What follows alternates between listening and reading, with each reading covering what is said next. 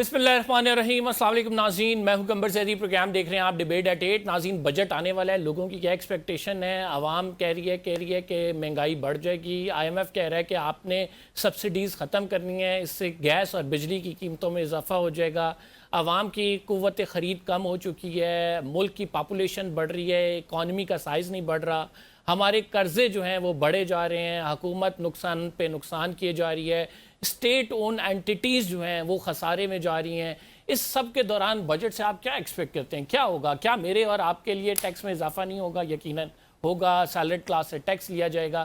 تو اب جو شہباز شریف صاحب ہیں، ان کی 4 سالہ کارکردگی جب وہ پی ڈی ایم کے دور سے ہیں، دیکھیں تو انہوں نے کیا کیا۔ آج کے پروگرام میں ہم یہ جاننے کی کوشش کریں گے کہ پہلے پی ڈی ایم کی حکومت، پھر مسلم لیگ نون کی حکومت، کیا شہباز شریف صاحب نے بطور وزیر اعظم کون سے ایسے سٹیپس لیے ہیں جن سے ہم یہ کہیں کہ معیشت آگے بڑھی ہے، عام لوگوں کی زندگی میں سکون آیا ہے، یا پھر عام لوگ جو ہیں وہ ترقی کی راہ پر گامزن ہو گئے ہیں، ملک ترقی کی راہ پر گامزن ہو گیا۔ ہم یہ کہتے ہیں کہ ہماری معیشت جو ہے وہ وینٹیلیٹر پہ ہے، آخر یہ کب وینٹیلیٹر سے نکلے گی؟ کب میری اور آپ کی زندگی میں سکون آئے گا؟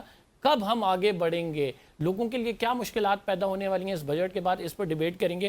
ہمارے ساتھ ڈاکٹر سلیم صاحب موجود ہیں، ماہر معاشیات ہیں، ہمیں جوائن کیا ڈاکٹر سلمان شاہ صاحب نے، سابق وزیر خزانہ۔ آپ دونوں معزز مہمان گرامی کا شکریہ۔ اسٹارٹنگ فرام یو ڈاکٹر فاروق سلیم صاحب، کیا ایکسپیکٹیشن ہے آپ کی اس بجٹ سے؟ دیکھیے، وزیر خزانہ صاحب نیشنل اسمبلی کی فلور پہ کھڑے ہوں گے جون کے مہینے میں، اور وہ اعلان کریں گے کہ اس سال وفاقی حکومت کی آمدن 16,000 ارب کی ہوگی، اور اس کی کوئی 1 یا 1.5 منٹ کے بعد ہمیں بتایا جائے گا کہ اس 16,000 ارب میں سے 8,000 جو ہے وہ صوبوں میں بانٹ دیا جائے گا، اور 8,000 مختص کیا گیا ہے سود کے لیے۔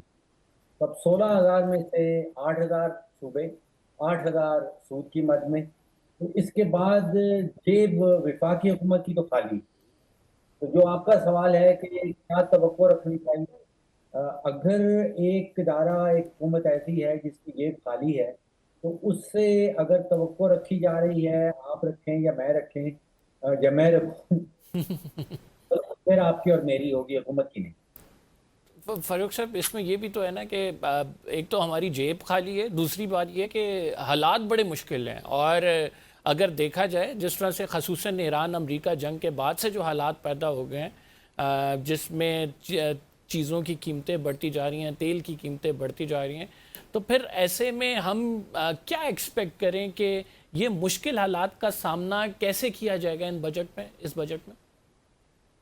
دیکھیے، مشکل حالات ہم نے خود سے بنائے ہیں، اور اب ہمیں بہانے حکومت کو 2 مل جاتے ہیں، ایک یہ جنگ کا، اور دوسرا آئی ایم ایف کا۔ تو جو بھی ہمارے اپنی ناکامیاں ہیں وہ ہم جنگ پہ ڈال سکتے ہیں۔ آپ یاد کر لیجئے کہ جنگ سے پہلے بھی کوئی پاکستان کی معیشت کے حالات کچھ اچھے تو نہیں تھے۔ دیکھیے، یہ جنگ کا یا آئی ایم ایف کا معاملہ نہیں ہے۔ جو 2,500 ارب کا گردشی قرضہ ہم نے بجلی کی شعبے میں کھڑا کر رکھا ہے، کہ نہ آئی ایم ایف نے ہمیں کہا تھا اور نہ یہ جنگ کے نتیجے میں آیا ہے۔ جو 3,000 اور 400 ارب کا نقصان ہم کر چکے ہیں گیس کی شعبے میں، وہ نہ جنگ کی وجہ سے ہوا ہے اور نہ ہمیں آئی ایم ایف نے کہا تھا کہ یہ کام کیا جائے۔ جب پی آئی اے کے چلایا جاتا تھا تو کوئی 800 850 ارب کا نقصان ہم نے وہ ایئر لائن ٹکٹ بیچنے میں کر دیا تھا۔ اسی طرح کوئی 110 کے قریب جو ہے اسٹیٹ اون انٹرپرائزز چلاتے ہیں، اس میں 5-6 ہزار ارب کا نقصان کر دیتے ہیں۔ تو یہ نقصانات تو ہم خود سے کر رہے ہیں، یہ آئی ایم ایف نے ہمیں نہیں کہا، نہ ہی یہ جنگ کے کوئی نتیجے میں سامنے آ رہے ہیں۔ جب تک ہم اپنے اخراجات، جب تک حکومت اپنے اخراجات اور اپنے نقصانات کو کنٹرول نہیں کر پائے گی، تو پھر آئی ایم ایف کہتی ہے کہ ٹیکس بڑھائے چلے جائیں، ٹیکس بڑھائے چلے جائیں، تو ہم ٹیکس بڑھاتے جاتے ہیں، ٹیکس بڑھاتے جاتے ہیں۔ فوکس ہونا چاہیے اخراجات پہ، فوکس ہونا چاہیے نقصانات پہ۔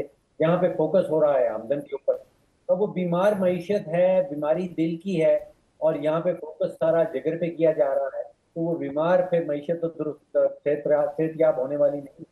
ڈاکٹر صاحب، ہم ہر بجٹ میں یہ ڈیبیٹ کرتے ہیں کہ ہمیں جو ہے معیشت کو رائٹ ٹریک پہ ڈالنے کی ضرورت ہے۔ اب رائٹ ٹریک پہ چل گئی، پھر اسے تھوڑا ٹائم دینا ہے کنسسٹنسی کے ساتھ، پھر اس کے ریزلٹس ہم دیکھ سکیں گے۔ لیکن انفارچونیٹلی ہر بجٹ میں یہ ڈیبیٹ کے بعد جو ہے وہی ہوتا ہے اگلے سال کہ ہم اسی موڑ پہ کھڑے ہیں، وہی نازک حالات چل رہے ہیں، وہی ایکسپورٹس ہماری گر رہی ہیں، ہماری انکم بڑھ نہیں رہی ہے. تو سر کیا بنیادی طور پر کیا وجوہات ہیں ایسی کہ ہم اس چیز کو ریکور کر ہی نہیں پاتے ہیں؟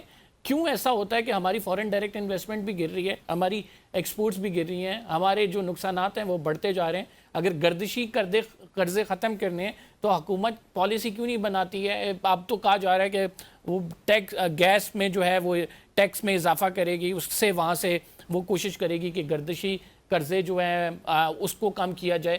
تو کوئی پریکٹیکل سٹیپس جو حکومت کی جانب سے لیے گئے ہیں کوئی آپ کو نظر آتے ہیں ایسے کہ جن سے کچھ نہ کچھ ریلیف جو ہے وہ اس معیشت کو مل سکے؟ یہ بہت سارے سوالات اکٹھے کر ڈالے ہیں آپ نے. ایک تو بہت بڑی آئینی رکاوٹ ہے سامنے.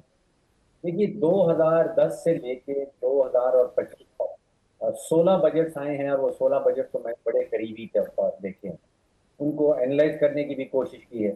2010 کا ذکر میں نے اس لیے کیا کہ 2010 میں وہ 18ویں ترمیم نیشنل اسمبلی نے پاس کر دی. تو یہ 18ویں ترمیم کے پاس ہونے کے بعد جو 16 بجٹ میں نے دیکھے ہیں, وہ آپ سوچئے کہ اس میں آمدن کے حوالے سے جب بات ہوتی ہے تو وہ تو شیخ شہی والی بات ہوتی ہے, اور پھر اس کے بعد ہمیں وہ الف لیلہ کی کہانیاں سنائی جاتی ہیں. تو 16 بجٹ تو یہ ایسے ہی آئے ہیں جس میں الف لیلہ کی کہانی ہے. اب یہ جب تک 18ویں ترمیم کی جو فائنینشیل کلازز ہیں, جو اس کی مالی شقیں ہیں, ان کے اوپر نظر ثانی نہیں ہوتی, تو پھر وفاق کے پاس تو کوئی پیسہ بچتا نہیں. پھر وہ کہانی بنتی ہے کہ ایک حکومت جو ہے وہ قرضے اکٹھے کرتے چلی جا رہی ہے, پچھلے 16 سال سے یہی ہو رہا ہے, اور 4 حکومتیں بیٹھی جو ہیں ان قرضہ جات کو خرچ کرتے چلی جا رہی ہیں.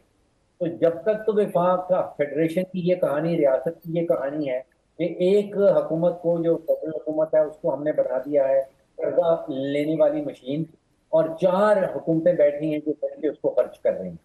تو اس وقت تک تو یہ جو معیشت کی آپ سمت کی بات کر رہے ہیں وہ درست ہوتی نظر نہیں ہے. ڈاکٹر سلمان کی جانب میں بڑھوں گا. ڈاکٹر صاحب, نقصانات پہ بات ہو رہی ہے کہ کیسے نقصانات کو کم کیا جا سکتا ہے, حکومت اپنے خرچے کم کر سکتی ہے. مختلف سیکٹرز میں جو نقصانات ہیں وہ بڑھتے چلے جا رہے ہیں. ہم جتنی بھی مرضی آمدن بڑھا لیں, اگر ہم اس کو فکس نہیں کریں گے تو معیشت ہماری آگے نہیں بڑھے گی. تو کیا کوئی پالیسی اپنائی گئی ہے حکومت کی جانب سے, کوئی پازیٹیو سٹیپس بھی آپ دیکھ رہے ہیں؟ دیکھیں, ابھی تک تو حکومت پوری طریقے سے ٹیکسوں کے پیچھے پڑی ہوئی ہے, اور وہ ٹیکس کی بات ہوتی ہے, اور ایکسپینڈیچر کٹ یا ایفیشنسی امپروومنٹس اس طرف تو وہ بالکل نہیں آ رہے. اور IMF پروگرام بھی ہم نے سارے دیکھ لیے ہیں, اور سارے ان کی ریفارمز بھی دیکھ لی ہیں, اس میں کوئی ایسی چیز نہیں ہے جس سے اخراجات کم کر سکیں. اب ایک ہی طریقہ ہے اخراجات کم کرنے کا کہ وہ حکومت اپنے آپ کو ڈاؤن سائز کرے, اور پروونسز میں بھی حکومت کو ڈاؤن سائز کرنے کی ضرورت ہے, اور ڈی سینٹرلائزیشن کی ضرورت ہے کہ جو ڈیولپمنٹ کا کام ہے وہ لوکل لیول تک پہنچے, اور وہاں سے آپ اپنی ڈیولپمنٹ کی کہانی شروع کریں, نہ کہ آپ اسلام آباد میں بیٹھ کے پروجیکٹس بنائیں اور وہ پروجیکٹس کبھی مکمل بھی نہ ہوں اور اس کا کوئی فائدہ بھی نہ ہو اکانومی کو.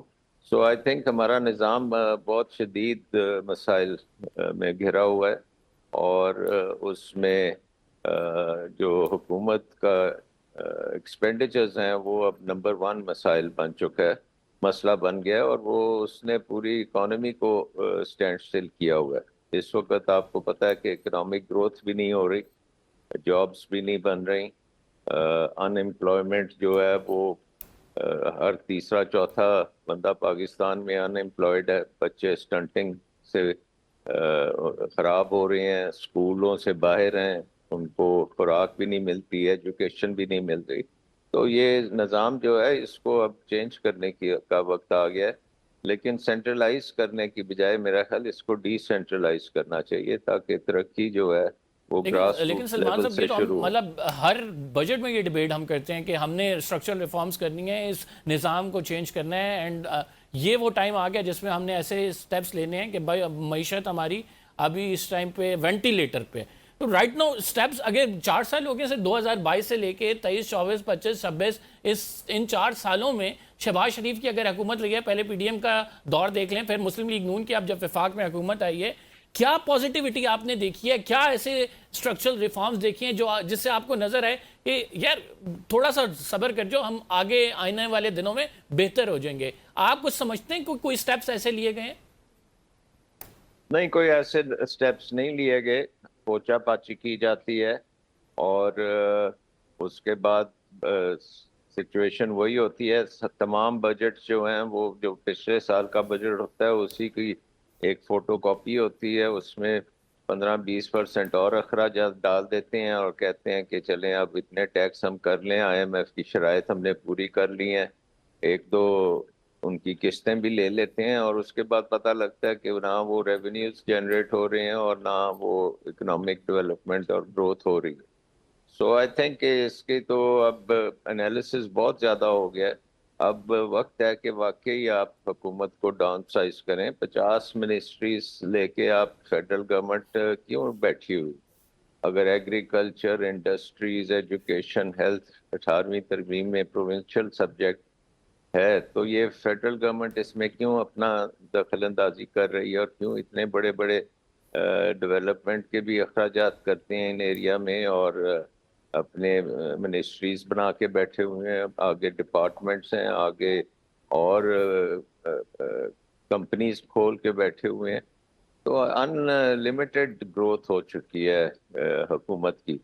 اور اب کیونکہ آپ کے پاس پیسہ ختم ہو گیا ہے اور آپ عوام جو ہے وہ بھی اب اور نہیں اگل سکتی, ٹیکسز, بزنسز جو ہیں وہ ایکسپینڈ نہیں کر رہی, گروتھ نہیں ہو رہی, تو اب آپ کو یہ ساری چیزیں کرنی پڑیں گی. لیکن یہ حکومت کے ڈی این اے میں نہیں ہے یہ ریفارمز جو ریفارمز فاروق چاہیے. صاحب, جس طرح سے سلمان صاحب فرما رہے ہیں کہ کہاں سے پیسہ دیں گے, 17,000 ارب کا ٹارگٹ رکھا گیا ہے ریونیو ٹارگٹ, ہم 15,000 ارب نہیں اچیو کر سکے تھے, 17,000 ارب رکھ دیا گیا. یہ لوگ پیسہ کہاں سے نکالیں گے؟ کچھ کمائیں گے تو نکالیں گے نا سر. دیکھیے, ایف بی آر کا جو ٹارگٹ آج سے 20 سال پہلے آپ 2006-2007 کا مالی سال نکال لیجیے, 1,000 ارب کا ٹیکس کا ٹارگٹ رکھا گیا. اب لاسٹ ایئر ہمیں حکومت سے بتا رہی ہے کہ 14,000 ارب کا ٹیکس ٹارگٹ پورا ہو گیا ہے. تو اس حوالے سے اگر آپ اعداد و شمار کی بنیاد کے اوپر ایف بی آر کارکردگی کو جانچنا چاہتے ہیں تو وہ 1,000 ارب سے 14,000 ارب ٹیکس پہ پہنچ گئے. تو یہاں معاملہ ٹیکس کا نہیں, یہاں معاملہ حکومتی اخراجات, حکومتی نقصانات کا. اچھا, ایک دو امید کی جو کرنیں ہیں ان کو بھی میں سمجھتا ہوں کہ آپ اجازت دیں تو ان کو بھی سامنے رکھیں. دیکھیے, یہ پہلی دفعہ ہو رہا ہے پاکستان کی تاریخ میں کہ اس وقت 3 بڑے میجر ڈیم جو ہیں, اس میں جاسو ہے, اس میں ڈیمر بھاشا ہے اور مومنڈ, یہ بیک وقت ان میں تعمیر ہو رہی ہے, یہ انڈر کنسٹرکشن ہے رائٹ ناؤ. دیکھیے, ہمارے اوپر جو بہت بڑا بوجھ ہے وہ ہے انرجی سیکورٹی کا. جو ہم تیل اور گیس اور LNG امپورٹ کرتے ہیں, یہ لگ بھگ کوئی 18-19-20 بلین ڈالر تک یہ پہنچ جاتا ہے. اور اگر یہ 3 ڈیم جو ہیں یہ کمپلیٹ ہوتے ہیں تو آپ سوچئے کہ جو 70 سالوں میں ہم نے بجلی سے پانی سے بجلی بنانے کا جو کیپیسٹی کی تھی وہ ڈبل ہو جاتی. 9,000 پہ ہم تقریباً بیٹھے ہیں اور یہ 3 ڈیمز کے بعد ہم کہیں 18-19,000 پہ پہنچ جائیں. تو ایک تو ہم جو ہے یہ پچھلے چند سالوں میں کام شروع ہوا ہے. جو پہلے آپ یاد کیجئے کہ تربیلا ڈیم 1976 میں بنا تھا, پھر 50 سال کا ایک طویل عرصہ ہے جہاں پہ ہم نے کوئی میجر ڈیم نہیں بنایا. تو پچھلے کچھ سالوں سے یہ تینوں ڈیمز کے اوپر جو ہے وہ کام ہو رہا ہے. پھر 2-3 دن پہلے میں نے دیکھا اچانک سے جو آف شور بڈنگ ہے, آف شور تیل ڈوبنے کا جو بڈنگ کا پروسیس ہے وہ سامنے آیا ہے. اب 78 سالوں میں ہم نے کوئی 18 کنویں کھودے, 18 آف شور کے بعد. تو یہ ایک ہی دن میں انہوں نے, آئی تھنک بدھ کا دن تھا, 20 مئی, کل کی بات, 23 بلاک جو ہیں وہ آپشن آف ہوئے ہیں. تو تیل ڈھونڈنے کی کوشش آف شور جو ہے وہ شروع ہوئی. یہ 2 یا 3 چیزیں ہیں جو مجھے پچھلے کچھ سالوں میں شروع ہوتی نظر آئی. بالکل ٹھیک بات ہے. فیق صاحب ہم یہاں پہ ایک چھوٹا سا بریک لیں گے. We will be right back after this short break. ناظرین آپ کہیں مت جائیے گا.